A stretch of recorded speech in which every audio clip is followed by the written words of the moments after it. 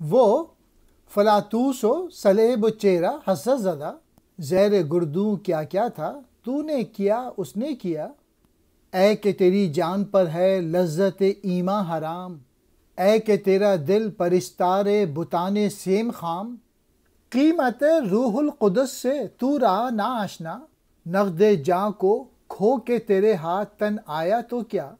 اس فلاتوس، اس سلیب اور اس زر چہرے کو دیکھ، آسمان تلے دنیا میں تو نے کیا کیا اور اس نے کیا کیا۔ یہ دیکھ کہ حضرت مسیح نے قوم پر کیسے کیسے احسانات کیے اور قوم نے ان کو کیا صلہ دیا، ان سے کیسا ظالمانہ سلوک کیا۔ تو اس پر غور کر یہ سب دیکھ۔